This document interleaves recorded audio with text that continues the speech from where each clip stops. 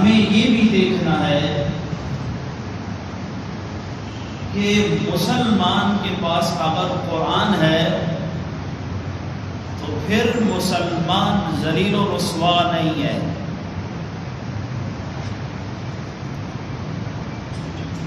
قرآن سے دور ہوگا تو ذلت و رسوائی اس کا مقدر بن جائے گی، جیسا کہ 100-200 سال سے 250 سال سے ہمارے ساتھ ہو رہا ہے.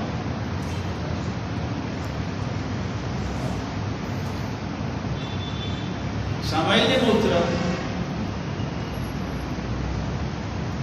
اس قرآن پہ غور جب تک ہم نہیں کریں گے ہم عروج کی طرف کبھی نہیں جا سکتے. اپنے ابتدائی وقت کو دیکھو،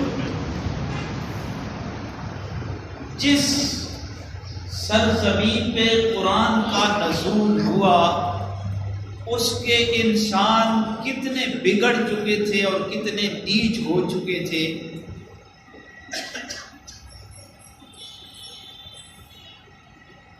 ان کی معاشرتی زندگی کتنی خطرناک قسم کی کمزوری کو چھونا شروع ہو گئی تھی. ان میں انسانیت نام کی کوئی چیز نہ تھی. تو پھر وہ اتنی بڑی جماعت کیسے بنی؟ اتنی بڑی جماعت کیسے بنی؟ وہ اتنی عظیم جماعت قرآن کی وجہ سے بن گئی. دیکھو نا، دو ہی تو مومن کے پاس ہتھیار ہے. ایک کتاب ہے اور دوسری تلوار ہے. آج مسلمان کتاب سے بھی دور ہے اور تلوار سے بھی دور ہے.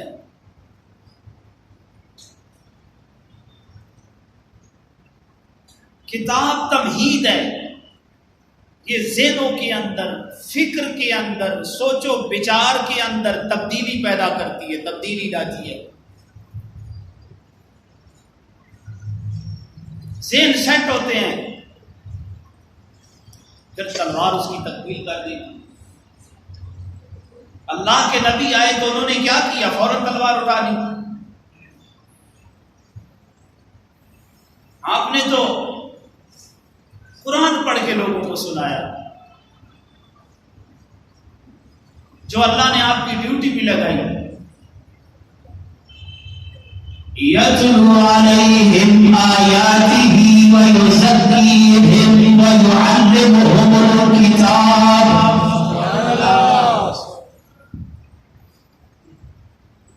یتلو علیہم آیاتہ، اس رب ذوالجلال کی آیات کو پڑھنے والی ذات میرے نبی کی ذات ہے. جب آپ نے قرآن پڑھنا شروع کیا لوگوں کو دعوت فکر ملنا شروع ہو گئی. ساری زندگی بتوں کے سامنے جھکنے والے جب رب ذوالجلال کے قرآن کو سننا شروع کرتے ہیں، آج چھوٹے چھوٹے بتوں کو وہ ہٹاتے جاتے ہیں، رحمان کی طرف آتے جاتے ہیں. اس رب ذوالجلال نے پھر اعلان فرمایا الرحمن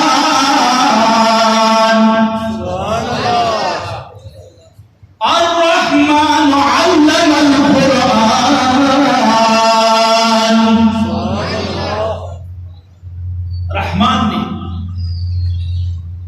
رحمان نے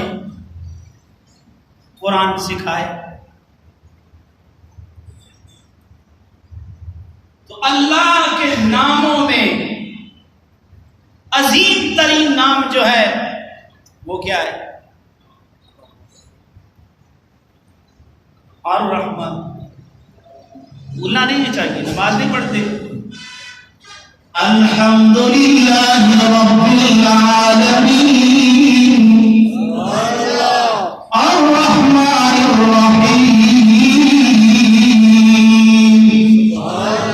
پہلے تو آ گیا الرحمن.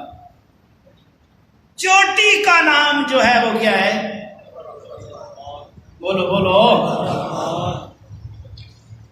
عظیم ترین نام جو ہے وہ الرحمن. تو رحمان نے کیا کیا؟ علم القرآن.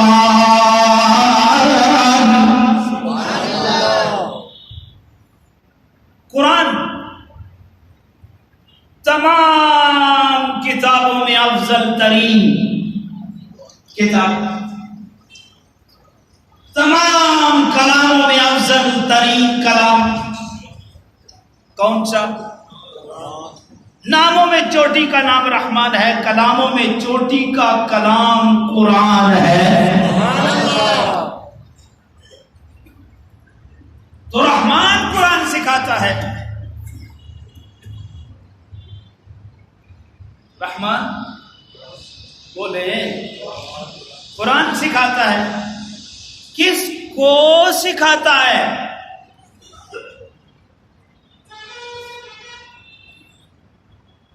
انسان کو. خلق الانسان.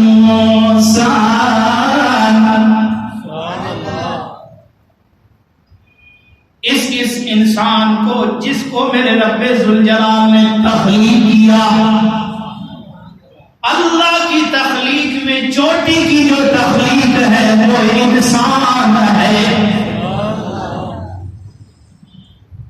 سارے بڑوں کی باتیں ہو رہی ہیں، اعلیٰ و افضل کی باتیں ہو رہی ہیں. عظیم ترین مخلوق اللہ کی کون ہے؟ انسان ہے. سمجھے تو اپنے آپ کو کہ مجھے رب نے کیا بنایا ہے، میں کون ہوں. ورنہ حیوان تو بہت سارے ہیں، فرق اتنا ہی ہے حیوانوں میں. یہ حیوان ناطق ہے، بولنے والا جانور ہے. اگر اپنے آپ کو سمجھ جائے، قرآن کے ساتھ لگ جائے تو پھر مسجود ملائکہ بن جاتا ہے. پھر یہ فرشتوں کی تعریفیں نہیں کرتا، فرشتے اس کی تعریفیں کرتے ہیں. خالق بھی اسی کی تعریف کرتا ہے، مخلوق بھی اسی کی تعریف کرتے ہیں. اللہ نے کہا ہے فرشتوں تمہیں کیا پتا یہ کون ہے، یہ کتنا عظیم ہے. تو پھر اس انسان کو جو رب کی چوٹی کی مخلوق ہے، رب کہتا ہے ہم نے اس کو علمہ القرآن، ہم نے قرآن اس کو سکھایا. قرآن کسے؟ انسان کو. اب انسان ہی قرآن سیکھے گا، کوئی اور مخلوق تو سیکھ نہیں سکتی. تو قرآن جب آیا تو زندگیوں میں انقلاب آ گیا. ایسا انقلاب آیا کہ وہ لوگ دنیا کے لیے نمونہ بن گئے.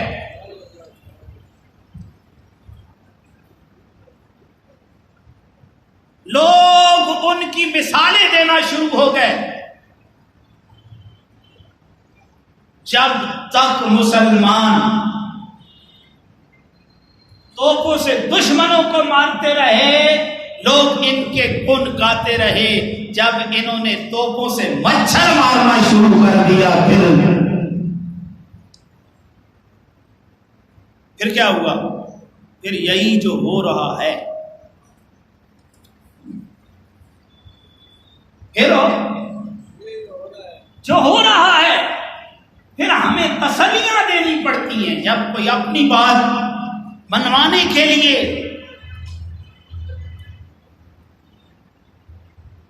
اپنی عظمت کا بھی اظہار کرے تو سمجھ جاؤ پھر اب اس کی ویلیو کوئی نہیں رہی.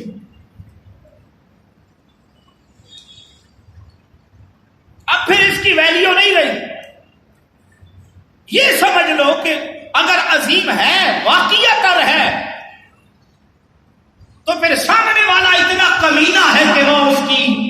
بات کو نہیں سمجھ رہا. مثال ہے نا، لوگوں میں نے تمہارے لیے پانی کا بندوبست کیا جب تمہیں پانی نہیں مل رہا تھا. سبحان اللہ. کون کہتا ہے مکہ کا لینڈلارڈ سیدنا امام عثمان غنی رضی اللہ تعالی عنہ، لیکن بات ماننے کے لیے تیار کوئی نہیں. اعلان ہوتا ہے لوگوں جانتے ہو میری ماں کون، اے لوگوں تم جانتے ہو میرا نانا کون. سامنے والے بات کو ترجیح نہیں دیتے. پتا چلا سامنے والے اتنے کمینے ہو چکے ہیں، اتنے کمینے کہ ان کے کمینہ پن میں کوئی کمی نہیں رہی. تو صاحبو قرآن بھی تمہیں کہہ رہا ہے افلا یتدبرون القرآن. اور تمہیں کیا ہو گیا ہے، تمہارے دلوں کو دالیں لگ چکی ہیں. ذرا یہ تو سوچو نا، اس کلام کو بھیجنے والا کون ہے، یہ بھیج کس کی طرف، بھیجا کس کی طرف جا رہا ہے، اس کو لانے والا کون ہے، لایا کس کی طرف جا رہا ہے، سکھانے والا کون ہے، سکھایا کس کو جا رہا ہے. تو انسان کو سکھایا جا رہا ہے. آج ہم قرآن کو نہیں سیکھتے جو تمام علوم کی اصل ہے، تو فرع کے پیچھے دوڑ رہے ہیں. اب بتاؤ اس کو تم عقل مند کہو گے؟ جو کوئی پرندہ پکڑنا چاہتا ہے تو پرندے کے پیچھے نہیں دوڑتا، وہ اس کے سائے کے پیچھے دوڑتا ہے. سائے کے پیچھے تو دوڑ دوڑ کے دن گزر جائے گا، سایہ بھی ختم ہو جائے گا، وہ سائے کو پکڑ سکے گا. آج مسلمان کی حالت نہیں ہے. اپنے ایمان سے بتاؤ، جو تاثیر میرے رب ذوالجلال کی ہے وہی تاثیر میرے رب کے بھیجے ہوئے قرآن کی ہے. شرط یہ ہے کہ مسلمان قرآن سے دور ہو گیا ہے تو پھر اس کے اوپر ماحول کا اثر ہو گیا ہے. ماحول کا اثر انسان بڑا جلدی پکڑتا ہے. یاد ہوگا نا، پھر ریپیٹ کر دیتا ہوں. بادشاہ کہتا ہے تصویریں جانا ہم نے کبھی بنوائی، ہم نے بنوائی نہیں. چار تھے، انا تھا، انا تھا، انا تھا، فقیر تھا، عاشق بھی تھا، مولوی بھی تھا. کسی نے کہا جب سے ہم دو ہوئے لطف یکتائی پائی نہیں، اس لیے تصویریں جانا ہم نے. وہ عاشق مزاج تھا. نابینا تھا، اس میں قوت گویائی نہیں، مجھ میں بینائی نہیں، اس لیے تصویریں جانا. مولوی تھا، عالم تھا، اس نے کہا بت پرستی دین احمد میں کبھی آئی نہیں، اس لیے تصویریں جانا ہم نے کبھی بنوائی نہیں. تو آج مولویوں سے دور ہو گئے. مولوی کے بغیر مسلمان کی کامیابی نہیں ہے. دیکھ لو نا پی ٹی ایم جو بنا، ان میں ملا فضل الرحمان نہ ہوتا یہ کامیاب ہوتے کبھی بھی نہیں ہو سکتے تھے. یہ اکٹھے جوڑ ہی نہیں سکتے. مولوی آیا رگڑا ہی کٹ کے چلا گیا. ہر دور میں مولویوں نے رگڑا کٹا ہے، کوئی ایسی بات نہیں ہے.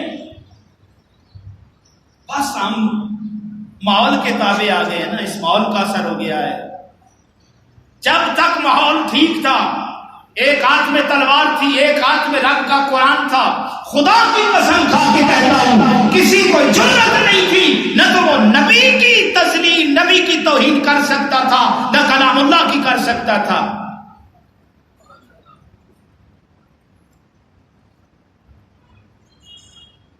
قرآن کو ہم نے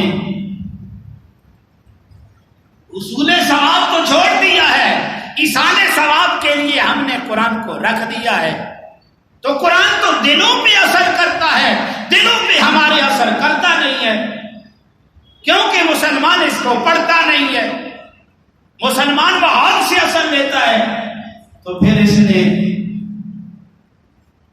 توپوں کا رخ جب مکھیوں کی طرف کیا نا، مچھروں کی طرف، تو رب بھی پھر کہتا ہے افلا یتدبرون القرآن ام علی قلوب اقفالها. ادھر سے بھی آواز آئی تو جب پڑھتا تھا قرآن تو کہتا تھا میری آواز کیسی، تو جب تقریر کرتا تھا تو لوگوں سے پوچھتا تھا لگ گئی یا نہیں لگ گئی. یہ ماحول کا اثر ہے نا. مقصد قرآن تو ہم نے بھلا دیا ہے. مدرسے ہیں تو ختم کے لیے ہم نے بچے رکھے ہیں 10-15، بس اوپر جانا ہی نہیں. اس لیے تصویر جانا ہم نے بنوائی نہیں. تو ذرا سوچو تو صحیح ہے قرآن کس کے اوپر نازل ہوا، قرآن کا منشا مقصد کیا ہے، وہ چاہتا کیا ہے تجھ سے، رحمان تجھ سے چاہتا کیا ہے. خدا کی قسم اللہ سماعتوں میں جس کو سب سے زیادہ ذوق و شوق سے سنتا ہے اپنے بندے سے میرا رب قرآن کو سنتا ہے.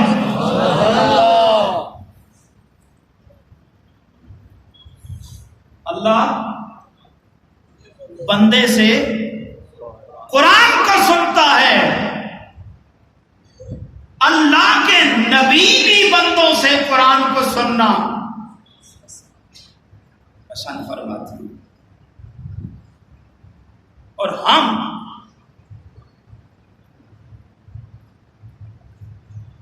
اس کو سنتے ہیں.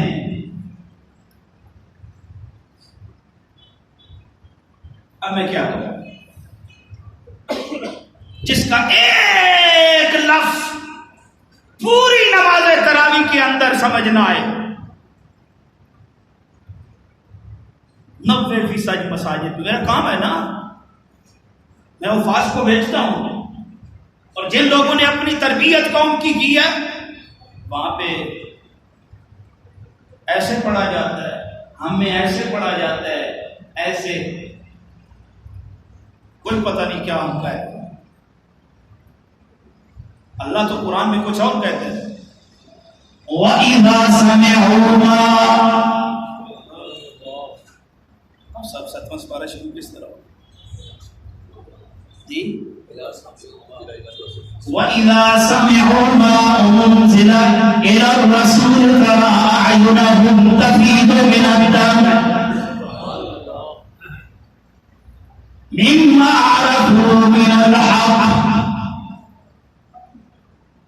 جب قرآن سنتے تھے قرآن، اب جب قرآن ان کی سماعتوں کے نظر ہوا، ان کے کانوں سے ٹکرایا، ٹکرانے کے بعد قرآن کا اثر ڈائریکٹ جب بندے کے دل پہ آیا، جب دل پہ آیا حق سمجھ آیا. تفیض من الدم، تفیض من الدم، تفیض من الدم، اعینہم تفیض من الدم. آنسو ان کی آنکھوں سے چھلکنا شروع ہو گئے. یہ قرآن کا اعجاز ہے. الف لام سے پھر لے کے بندہ والناس تک سن لے سارا قرآن، آنکھوں میں ایک قطرہ آنسو کا نہ آئے، بتاؤ اس کو کدھر کرو گے؟ اللہ تو کہتا ہے روئی روئی کھڑی ہو جاتی ہے. پھر جو لوگ قرآن سنتے ہیں رب ان پہ اپنا فضل کرتا ہے. دیکھو نا، وہ ایک صحابی تھے زمین پہ پڑھ رہے تھے، نبی پاک جنت میں اس کے قرآن کو سماعت کروا رہے تھے. حضرت عبداللہ ابن مسعود قرآن پڑھتے جا رہے ہیں، میرے نبی سنتے جا رہے ہیں. فرمائش بھی خود کی، پڑھ قرآن. پڑھتے جا رہے ہیں پڑھتے جا رہے ہیں.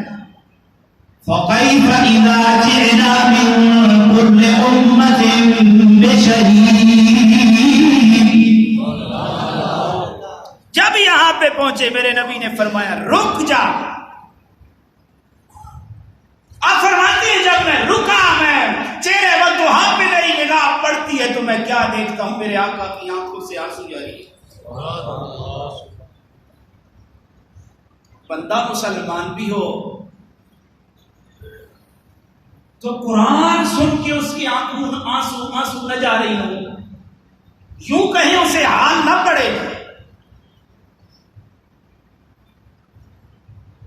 اور بندے کا لکھا ہوا قرآن پڑھ کے وہ سر جمانا شروع کر دے، اس کو حال پڑ جائے تو پھر وہ بے حال ہی چنگا ہے. پھر وہ بے حال ہی چنگا ہے. قرآن مومن سنے تو آنکھوں سے آنسو جاری ہو جاتے ہیں. اللہ کہہ رہا ہے قرآن میں ہر ایک کی بات غلط ہو سکتی ہے، خدا کی قسم رب کی بات غلط ثابت نہیں ہو سکتی.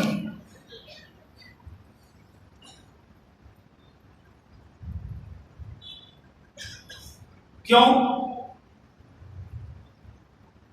ہم نے اس سے تزکیہ نفس نہیں دیا، چھوڑ دیا ہے. ہم نے چھوڑنے کا نتیجہ یہ نکلا ہے کہ آج امت مسلمہ زوال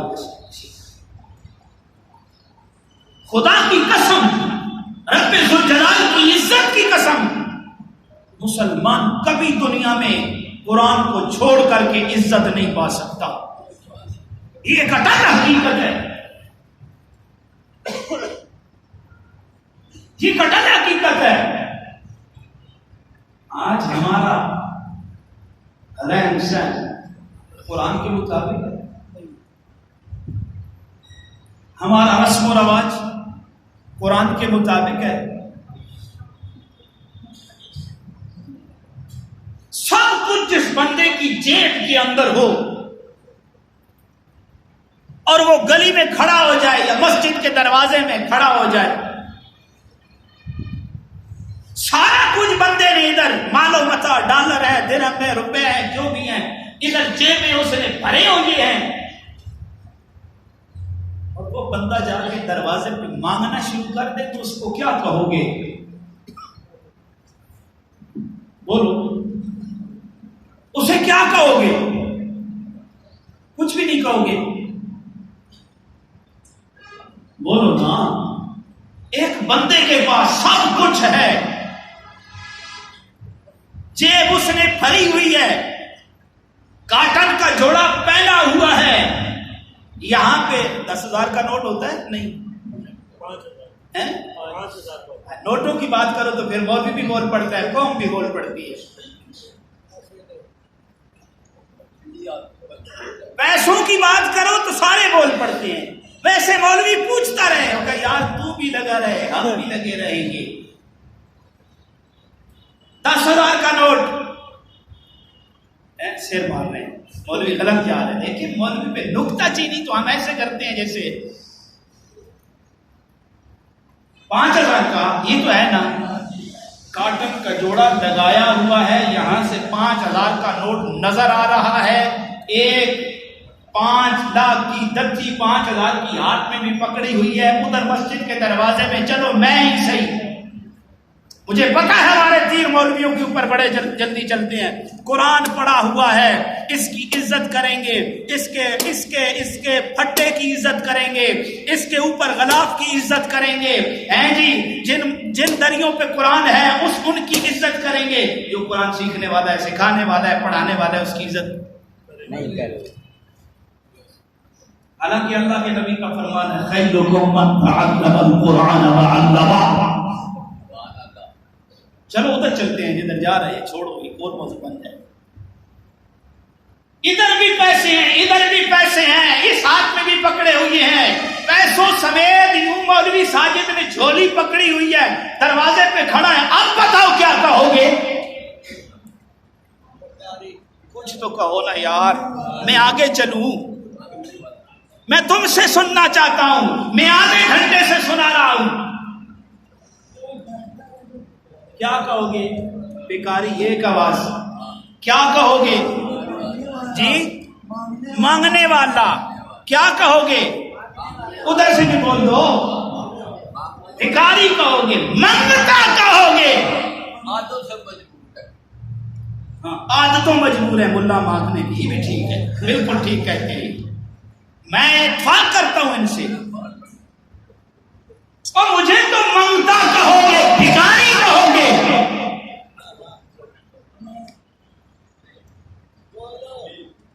یہی کہو گے نا. اب مسلمانوں کو کیوں منگتا کہتے ہو؟ بتاؤ، انہیں بھکاری کیوں کہتے ہو؟ سب سے بڑی دولت قرآن ہے، سب سے بڑا دستور قرآن ہے، سب سے بڑا انقلاب بولو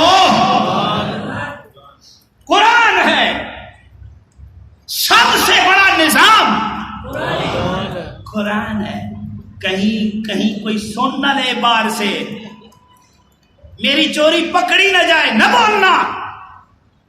سارا کچھ مانتے ہو قرآن ہے، او مانتے ہو؟ تو جو قوم ساری دولت اپنے پاس رکھ کے کہے ہم ڈیموکریسی کی حفاظت کرتے ہیں، ہماری معیشت نہیں صحیح ہو رہی، ہمارا فیملی نظام ڈسٹرب ہو چکا ہے، وہ بھائی ڈسٹرب تو ہونا ہے۔ 1892 کا قانون تم سنا رہے ہو، پڑھ رہے ہو، رب نے جو بھیجا ہے تمہارے لیے اس کی فکر ہی نہیں۔ تو ساری دولت جب تم اپنے پاس رکھ کے باہر مرداروں سے یہی کرو گے تو انہوں نے یہی قوم ہے، یہ قوم جو تیر مجھ پہ چلایا تھا دلیر بنو اب اپنے پہ چلاؤ، یہ قوم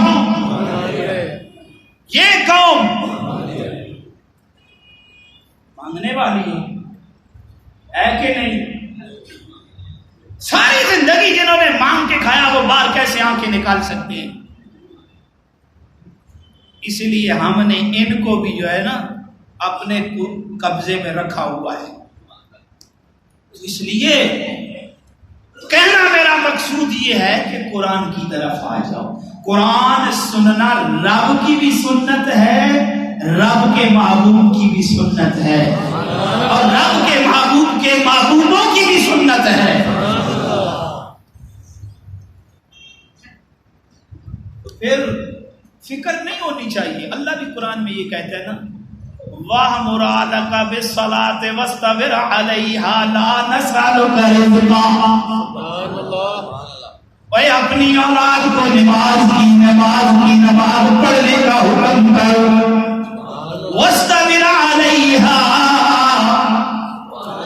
اور خود بھی نماز پڑھ، لَا نَسْأَلُكَ رِزْقًا، لَا نَسْأَلُكَ رِزْقًا، لَا نَسْأَلُكَ رِزْقًا، رزق کا سوال نہ کرو،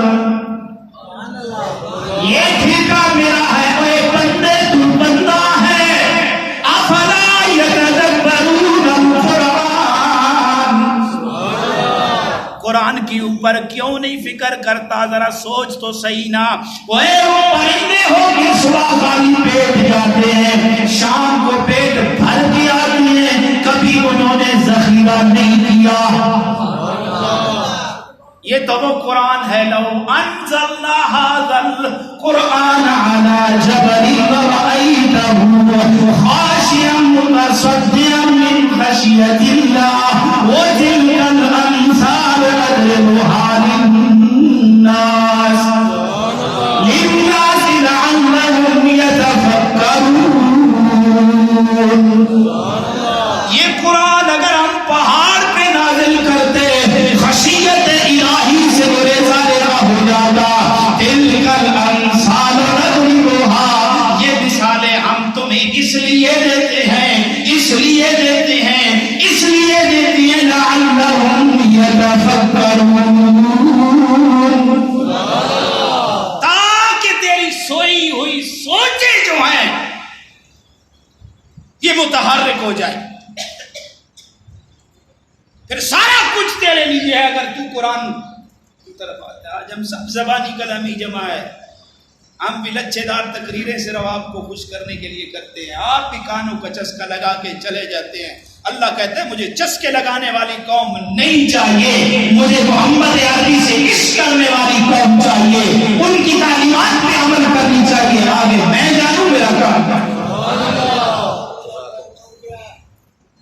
غالباً اسی لیے موضع ہم نے کہا تھا میں عمر کا دور لانا چاہتا ہوں، کیونکہ اس کی نگاہیں دیکھ رہی تھی عمر فاروق کے دور سے کوئی عظیم دور تھا ہی نہیں۔ آپ کے گوادی ہمسایہ مہاتما گاندھی نے بھی یہی کہا تھا، اگر کوئی کامیاب حکمرانی لانا چاہتا ہے نا تو وہ پھر زمانے میں ابو بکر اور عمر رضی اللہ تعالی عنہما کو دیکھیں، سبحان اللہ، ورنہ تبدیلی ایسی ہے جیسی آتی ہے چلی جاتی ہے، آتی ہے جاتی ہے۔ بدلے گا زمانہ لاکھ مگر قرآن نہ بدلا جائے گا، ایک قول خدا فرمان نہ بدلا جائے گا. ہر روز بدلتے دیکھا ہے کفار کی پوجا کے بن کر, پر شاعر و محمد